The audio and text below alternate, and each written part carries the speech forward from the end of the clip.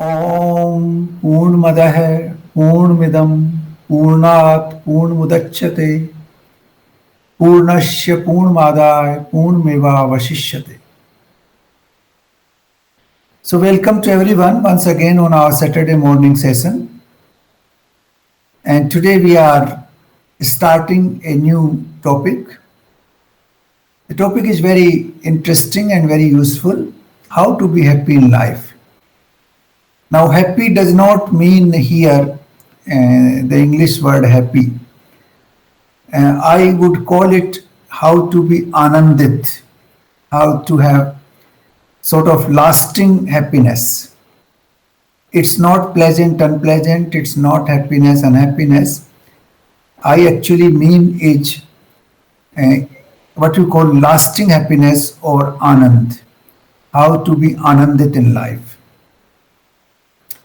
I couldn't find anything better in English, so we use this word. But basically, the meaning is that how we can achieve a lasting, durable happiness, which is not fluctuating, which is not leading us to ups and downs. So first, we have to think about two things. Firstly, why do we want to be happy? This may look little odd. You might find that this is a very, stupid question, that why do we want to be happy? But it is not. When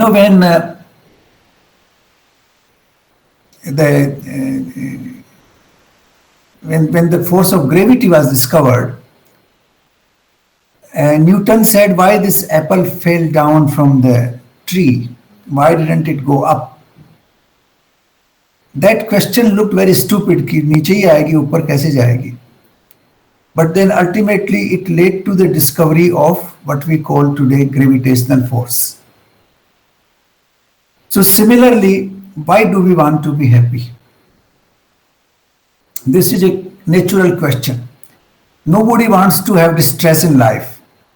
Ask anybody, do you want to have troubles in life? Everybody will say no.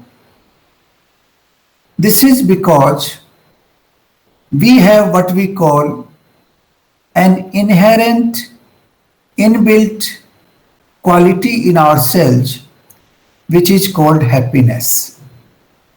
Because we are part of Sat, Chit and Anand. Sat is, which is eternal, which cannot be destroyed. Chit is Chetana, that is consciousness, and Anand is a lasting happiness. Since we are part of that lasting happiness, Sat Chit Anand, this is part of our inbuilt character. This is embedded in our person, that we want happiness. Now, let me give you three quotes in fact. One is by Socrates, another by Aristotle, and third by Mahabharata. Socrates said, the secret of happiness, you see, is not found in seeking more, but in developing the capacity to enjoy the less. The second quote is from Aristotle, who said, happiness is the meaning and purpose of life, the whole aim and end of human existence. He says this is the aim and end of human existence, to be happy. This is what Aristotle said. Then Mahabharata in Shanti Par, verse 48, verse 48 of chapter 269 of Shanti Par. It says like this, that everybody of whatever calling, at whatever stage of life is, dependent on happiness and only happiness as his goal in life. So, all these wise people who have traveled a long journey of life and who have found enlightenment and given enlightenment to others, they have all stated that happiness is inherent character of our human personality, and that is why everybody is looking for happiness. Let me also explain to this concept by 2 3 examples. For example, you put air in a balloon. Now that air in the balloon wants to come out and mix with the air outside. As soon as there is a little chance, it will come out and mix. Because it is found that it is trapped into the balloon, which is not its natural place. Its natural place is in the air. You put water anywhere, it will tend to travel towards the ocean. Whether it is high in the mountains and on the peaks, when it starts melting, it goes down, flows into the rivers and streams and maybe big lakes, but finally its direction is towards the ocean, which is a natural direction. Similarly, every human being's natural direction is towards happiness, because that is embedded, which is part of our system. We cannot defy it. So this is how happiness should be and is part of human goal, human mission, or human tendencies, or human action. Now let me again clarify, happiness does not mean temporary happiness. It is not pleasant and unpleasant. It is basically lasting happiness, which is called Anand. Now, this is the journey of soul. The journey of soul goes towards Anand. That is what is inherent, and that is why everybody wants to be happy. Now, how do we experience it? That is, the first part is, why do we want it? Secondly, what is happiness? What is happiness, or what is Anand? Anand is basically, or I would call it at this moment, happiness is basically the experience we have in life on daily basis, not on daily basis, but on minute to minute basis. You have experience which is pleasant, which is agreeable, which you like, you call it happiness. You have experience which is disagreeable, which is unpleasant, which you dislike, you call it unhappiness. And this happens every single moment of our life. For example, you are walking on the street and somebody uses harsh words against you, you immediately become unhappy. You don't find that agreeable. You walk a few steps further down and somebody says, hello, how are you? You're looking great, and you feel immediately happy. So the happiness and unhappiness keep shifting moment to moment based on your experience in life. And this experience is a continuous stream. It's flowing continuously. It is not one-time experience. It's like a river which is flowing all the time. It flows with time. The time itself is flowing, and with the flow of time we are getting pleasant and unpleasant experiences which we consider as happiness or unhappiness. So this is a continuous process. What we consider happiness is this experience. A good experience, a pleasant experience is happiness. Unpleasant experience is unhappiness. Now that is the second part we have. Now in this, the third thing we should know is, in this world, I think we have discussed this before, but let us briefly discuss it again. The duality is inbuilt into the world. The nothing can be manifested in this universe without duality. If there is a day, there has to be night. If there is one end of a stream, there has to be another end of the stream. If there is east, there has to be west. If there is dukh, there has to be sukh. If there is up, there has to be down. So all these manifestation in this universe will have two sides of the coin. Head and tail is inevitable. Without that, the manifestation is not possible. And therefore, the happiness and unhappiness is a what you call inevitable characteristic of this universe, of the manifested universe, of the sansar in which we live. This is a characteristic. Nobody can escape this cycle of happiness and unhappiness.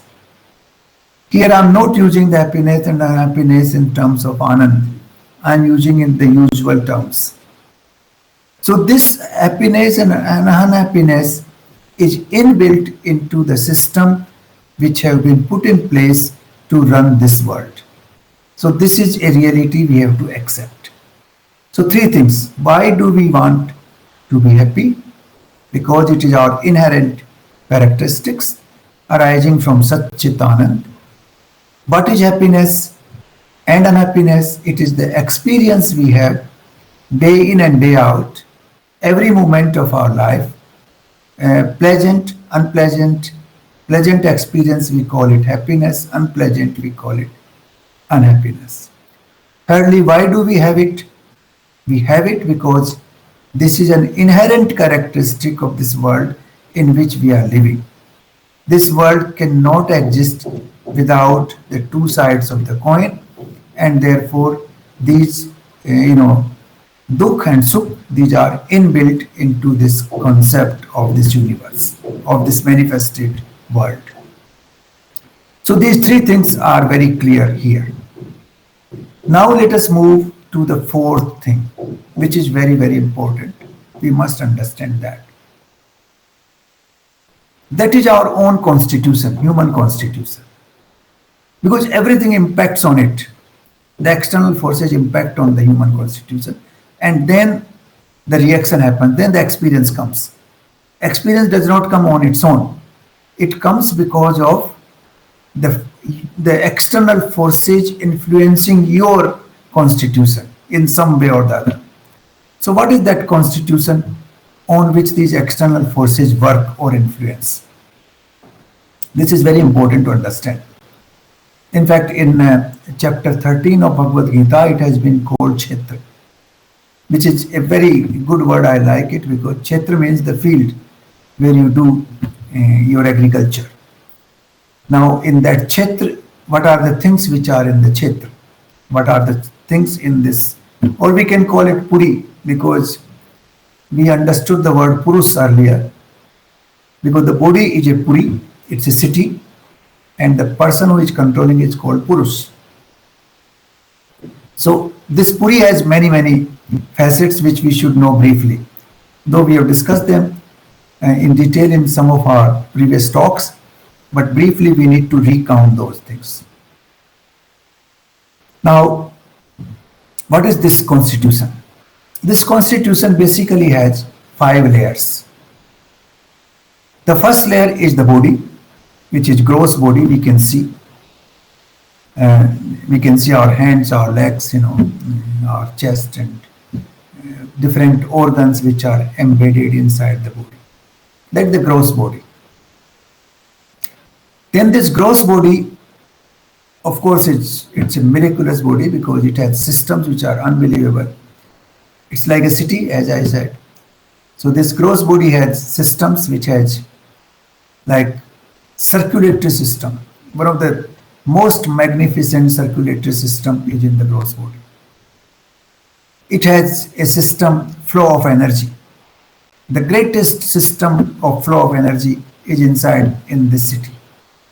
How the energy flows, how you maintain the temperature of the body, how various organs work with energy, how the food is digesting, how the inanimate is converting into animate, how the hair, which are inanimate, coming out of the animate body, how the food becomes animate after we have eaten it and it has converted into flesh, bones, and neurons, or you know different parts of the body. So this has a very miraculous system. This system is beyond whatever has been created by human being on this planet. It's beyond that. This system has,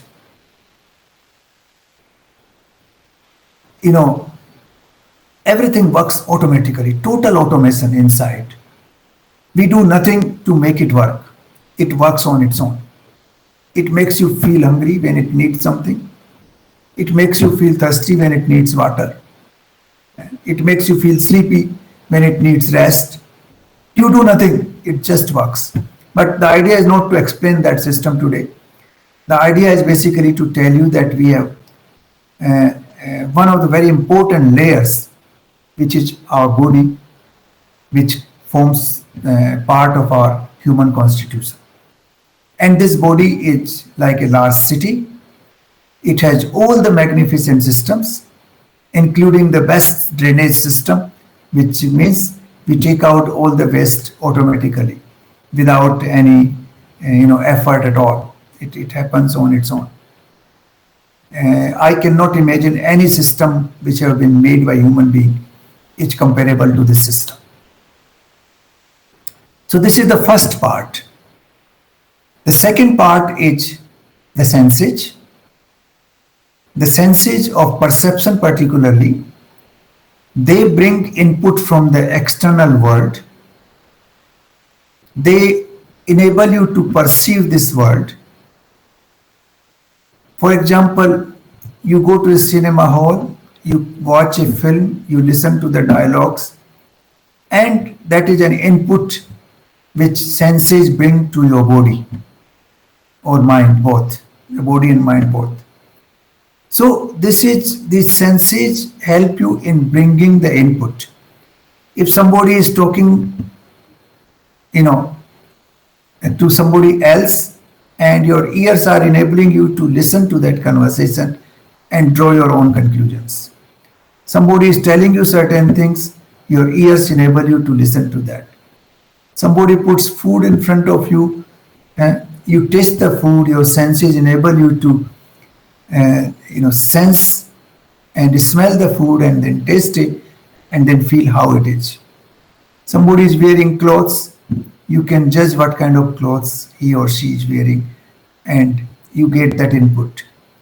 So these sense organs, these 5 sense organs of perception enable you to receive input from this external world and bring it to your body and mind complex. The body-mind complex receives all these inputs from this external world through these 5 senses of perception. And the 5 senses of action gives our output to the world. When we walk or when we talk or when we move our hands, whatever action we do through these 5 senses of action, that is our output which is given to the external world. So the 5 senses of perception enable you to take the input, give it to the body-mind complex, and in return the 5 senses of action give their output to the external world, and that is how our interaction with the external world happens. So this is the second layer of human constitution, the body, then the sense organs. Then the third layer is what we call mind. Mind is the one which connects everything together. This is storehouse of memory. This is the storehouse of all the past, uh, whatever you have done in the past. This is the storehouse of your emotions, of your feelings, of your reactions. It is also coordinating the action of your senses, because your sense organ will not work unless your mind is with that particular sense organ. For example, I am talking now, you will not listen to me, your ears are there, you will not listen to me unless your mind is with your ears. When the combination of the sense and the mind enable you to perform an action, whether it is action of taking the inputs from the world or action of giving the output to the world. Your mind has to be together with a particular sense organ to perform that action properly. So this is a coordinator. This is the storehouse, this is a coordinator, this is a source of memory. Actually, if your memory is lost, then you say you pagal ho gaye ab to, because the human being is based on the memory. Imagine the people who have amnesia, who have met with an accident and lost their memory. We do not even consider them as complete human being, because you have lost your past. So this is how we correlate. The mind is the integral force. It is integrating all the activities which are happening internally and externally and through the interaction of the two. So this is actually the word manushya. It comes from man. And similarly, the mind and man, in English, it all comes from man. Because this is a force which is most important force in human being, and that is why the name Manushya, Manu, man, has been given to the human being. Even human also has man there. So because we have this mind which is a very pervasive force, this is the third important in terms of layers. I'm talking the layers which are gross and then less gross and then less gross. So this is the third less gross, but it is a force which integrates all the systems. This plays very important role in our process of happiness and experiences, which we will deal with separately. How mind, makes your life happy or unhappy momentarily, we will deal with that very, very in great detail subsequently. The fourth layer of human being, more subtle than mind, is intellect. Intellect is the power of analysis. It allows you to break things into pieces and analyze each one of them and come to the conclusion. For example, let's take a physical world. For example, somebody is analyzing leaf of a tree. Now he wants to break the leaf of the tree into different ingredients. Okay, these are, nerves of the tree, nerves of the leaf, and this is the green part, and this is this part, that part. A scientist in a laboratory will, break those that leaf into different chemical organs, and then analyze them through mental abilities, and then come to a particular conclusion. We analyze our situations. You are dealing with your boss. You are having some sort of problem in your in the organization with your boss. Now you sit down quietly and you analyze why this problem happened, what was the cause, how I can resolve it, what are the factors affecting it. So you get into the details, you break the problem into various parts and then analyze them, and then you come to a conclusion. So this is the power of analysis, which is given to us by the intellect. Intellect and mind are two different things. Intellect is more subtle than mind. It goes beyond mind, but mind is an integral force which connects everything, including intellect. The mind uses the intellectual ability to analyze things and then to come to a particular conclusion and then change the behavior. So this is the fourth layer of the human body. And the fifth layer is the invisible consciousness, which is behind everything else, which actually runs this whole system. Because of that, everything is run. It doesn't run actually, but because of that, everything runs. It's a catalytic agent in the sense that without that agent, nothing will work. So that is the fifth and the most, what you call subtle existence of human constitution. So these are the 5 layers. I'm not going into details of these layers. We have discussed them before and we can discuss them subsequently one by one. But these layers are the one which enable us to interact with the rest of the world.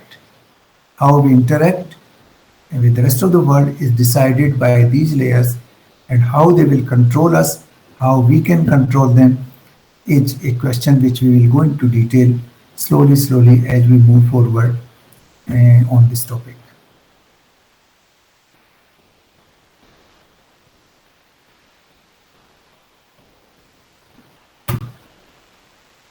Now, we have to be clear here that there are 2 factors. One is our constitution, including our swabhav, including our inherent, what you call innate abilities or innate, we call bhav and bhav, and the external world.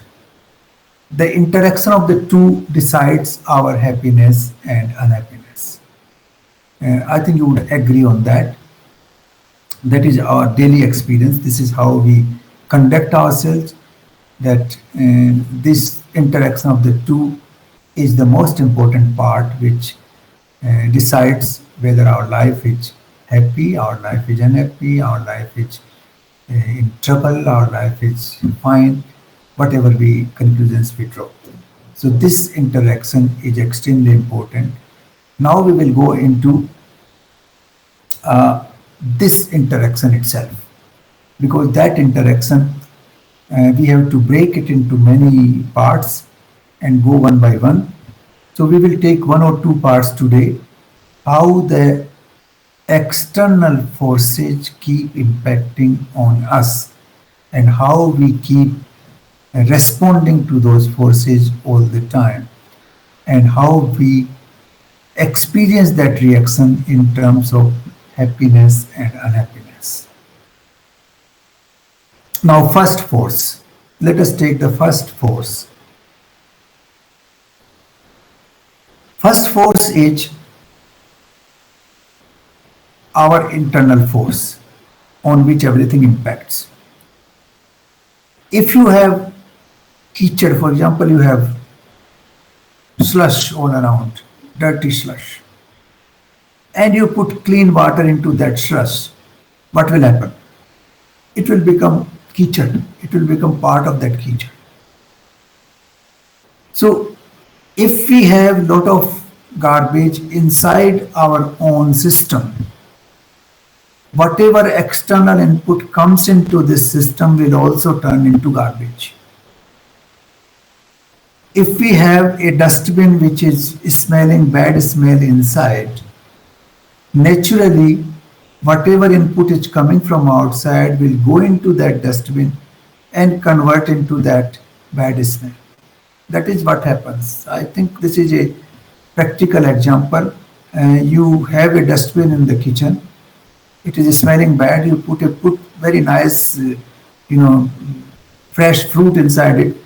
After a few hours, it will again become part of that garbage and it will start smelling bad. This is what happens. So the first thing is to clean this garbage. Each one of us has this garbage inside, and we need to clean it. It's a very systematic exercise. It cannot work on its own. First, we have to realize what the garbage is, and then we have to clean it up. First thing, when we eat our food, we give attention to many things. We give attention that, this food is not harmful to the problems I have. If somebody has diabetes, then you will try to avoid sweets. That is a requirement. If somebody gets very quickly intoxicated, he should avoid getting alcohol or things which are intoxicating, because he knows that this can be very harmful for his body. Then you don't eat those things which are going to cause problem in your digestive system. You have past experience that this particular food item doesn't suit me, and therefore you try to avoid. Then if there is some, for example, old things which comes in your food, some kankar pattar area, what happens? As soon as it touches your tongue, you take it out and throw it away. So when you eat your food, you are careful, you give attention that it should not cause further disorder in my body, it should not aggravate the problems I have, it should nourish my body and make it healthy. This is our intention, this is how we do it. And any sensible person will do that. Similarly, we have to look into the inputs or the food we are taking for our mind. This is a very, very important aspect. As we take physical food for our body, the physical food also works for our mind. Some of the profound writings have said that 1/3 of the energy which is generated from the food you have taken is actually used by the human brain. But in addition to that, we also give lot of food to our mind directly. What we see outside, for example, somebody is watching porn films all the time. Now, that is an input into the mind which keeps going into the mind and which ultimately affect the human mind. Somebody is watching all the time, for example, these sport events, for example, cricket. Now, if he keeps watching that continuously, he will get interested into that, and that will become part of his habit, part of his mind complex. Somebody is, for example, going to showrooms and watching different kind of dresses, the fashions and all that. Slowly that goes into his mind and it becomes part of his thinking process, part of his body-mind complex.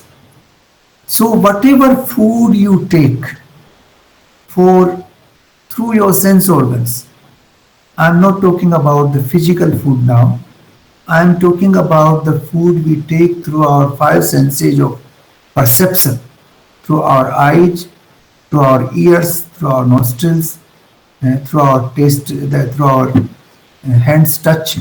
All that food goes into the brain complex, body-mind complex, and it starts becoming part of you. It starts becoming part of you, remember that. If you look at the Upanishads, each of the Upanishads begin with a prayer. Practically all of them begin with a similar prayer that I should see pleasant things, I should do pleasant things, and I should not hurt anybody else. This is the prayer. Why? Because if you see wrong things, the wrong things will become part of you sooner or later. If you hear wrong things, it will become part of you sooner or later.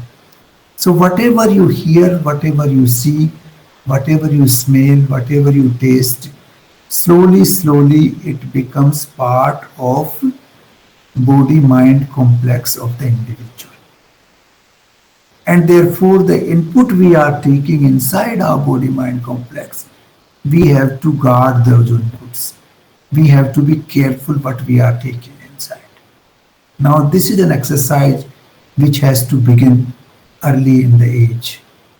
Now this is unfortunately, the children these days, see all kinds of wrong things, and that is why they develop many wrong abilities, many wrong habits because of that. So what we see, what we hear, if these things are pleasant, what we smell, if those things are pleasant, then obviously we will have pleasantness in our body mind complex. If you see people laughing, smiling, happy, the happiness will go inside your body mind complex and it will become part of your body mind complex. If you see people crying, if you see people fighting, if you see violence outside, if you see people abusing each other, now if you keep seeing that all the time, it automatically goes inside your body mind complex. It becomes part of you slowly, slowly. It doesn't become immediately, but slowly, slowly, with vrati, it turns into pravarti. Then it becomes part of your body mind complex. So the first thing, in order to keep this body mind complex in good shape, we have to avoid taking inputs which are not pleasant. Inputs which are not pleasant will make you unpleasant because they're unpleasant. There's nothing wrong about it. What you are taking inside, you are becoming that. This is natural, you see. So you should not take inputs such as violence. For example, when I see a film, which I rarely do these days, but I sometimes do, and when there's a violent scene or scenes like this, I just can't stand. I go away from them or I stop the process. So you see, if you see violence, if you see fights, you see in the newspaper early in the morning, I will suggest kindly avoid reading newspaper early in the morning because newspapers are full of things which are either violent or which are creating conflict in the society or which are leading to fights or which are, what you call cases of rape and cases of theft and cases of crimes. They report most of these things. And as soon as you read them, that input goes early in the day in your brain, in your mind, and that stays regular. So we should avoid this kind of input as far as possible.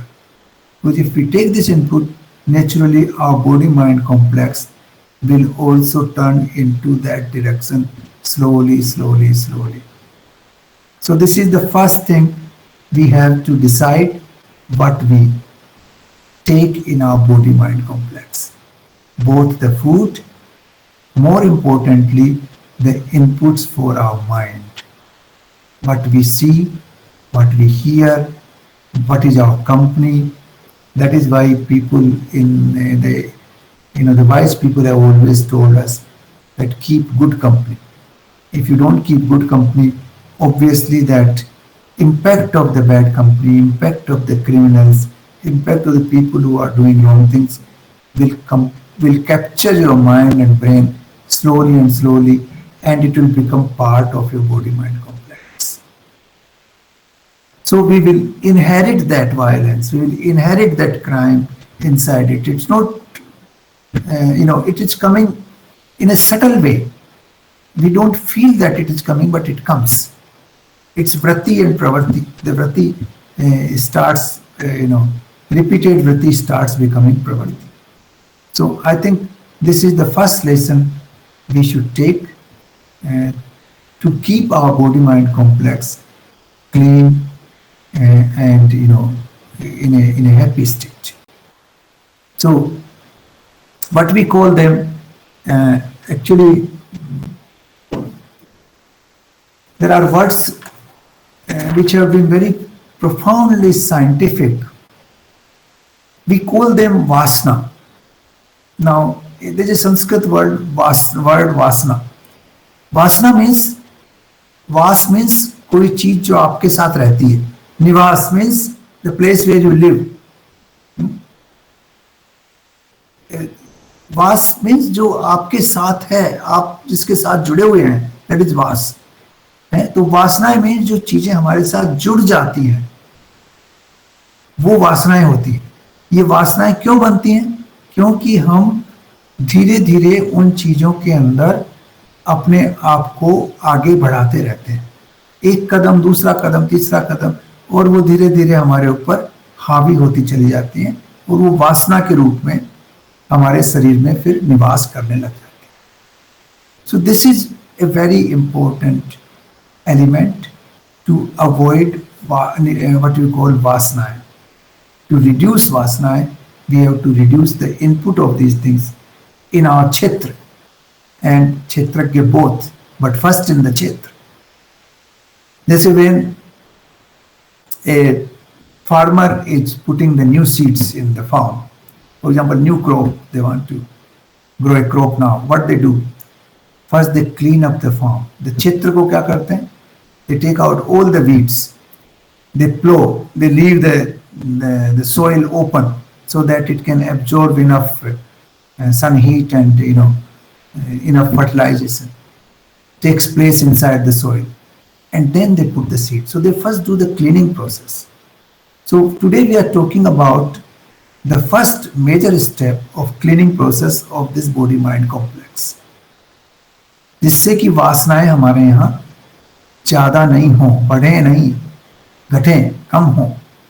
तो first step to reduce that वासनाएं is to be conscious of the inputs which we are taking through our senses of perception inside our body mind complex, particularly in the mental complex.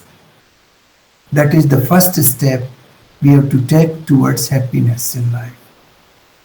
Take happy inputs. Look at the beautiful flowers. Look at the beautiful smiling people. Look at the pleasant situations. Go to a beautiful garden and go for a walk. Look at the sunset. Look at the phases of the moon. Go on the seashore and watch the beautiful waves. These inputs will invigorate the body-mind complex. This will make us happier. This will reduce the unpleasant, unhappy experiences of life. So this is the first thing we talk today. And there are many things which we'll have to talk in detail because each of these things will be a sort of sadhana for us.